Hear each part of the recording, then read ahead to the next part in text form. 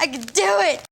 Kris and Adam were remarkable all season long. These are people who've been performing at a really high level week in, week out. And I felt like the producers just didn't trust them at all and say, why don't you sing the songs that you want to sing? Instead, we get one song from Simon Fuller, and then last season, at least Archuleta and Cook got to choose from a couple of crappy Idol anthems. This time, they're stuck with No Boundaries, and then they also have to do a repeat of a best performance. So at no point was there any innovation? None. I just found it so depressing that they did that, and that they had to do them in that order so that they ended up with No Boundaries. Which does not suit either of their performance styles or voices. It was the wrong key for Kris, and he was straining.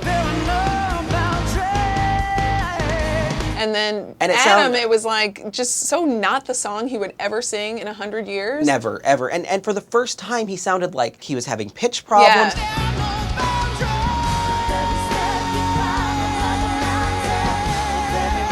Lambert, say what you want. This is not a singer who suffers from pitch problems. No. He was struggling from beginning to end. When you try and say who was better on No Boundaries, it's like the difference between getting hit in the face with a 2x4 or getting stabbed in the stomach. Like, you're not going to enjoy either one. Was I crazy for having higher hopes and thinking Cara Delevigne might write something? When did they tell her she was going to write it? Did she have half an hour? Like, I'm not saying that I could write a song, but this is honestly a woman who's supposed to make her living, you know, as a songwriter, and there was no tune there. Like, if you held a gun to my head now, if you held a gun to my husband's head now, I wouldn't be able to hum that song for you. Someone posted on our message boards the part about you can go higher, you can go deeper. They were like, you know, she wrote that with Matt Gerard in mind.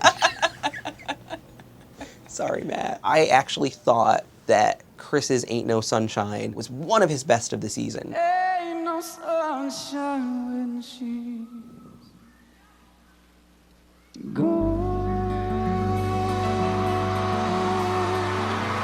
Yeah. And he hit that falsetto note at the end, which the first time around it was a little bit like, you know, second time around he made it. It was a moment for him. I also loved Adam's Mad World. look right through me, look right through me. I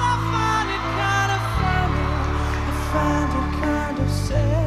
I hope that's on his first record, I actually have to say. I don't think Kris had a moment quite as much with Ain't No Sunshine the first time around, so it helped him to have a moment the second time around. I think with Adam's Mad World, it sort of was like Fantasia's Summertime. Yeah, you the can't first do it time, again. you just can't match that magic and that sort of jaw drop of, holy crap, what have I just seen? Yeah. So amazing. The dreams in which I'm dying are the best I've ever had. And I find it hard to tell you, 'cause I find it hard to take.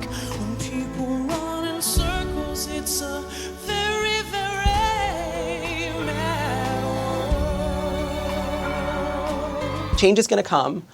Really pretty moving performance. I say, brother, help me believe. Him singing that song, you know, for the possibly gay community, you know, was, you know, had a lot of meaning to it as well. Yeah. And the idea that he's singing the song and he could go on to become, you know, the first possibly gay idol, you know, it's so ridiculous, but whatever. That just gave it an added layer. And the vocal, his notes kind of remind me of waves. Like, you don't know where they're gonna crest or how big each one is gonna be, but they come in consistently. They're just like a force of nature. It's kind of crazy with him. Change is gonna come.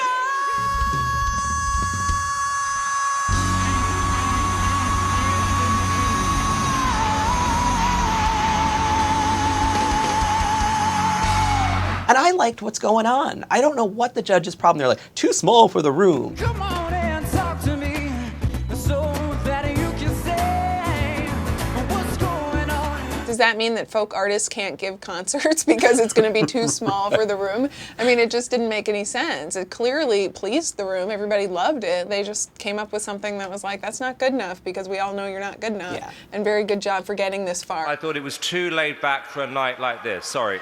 Carole King, Jack Johnson, you want to play a big stage, you should just be dragged into the street and shot. Exactly. You know, that's basically their message.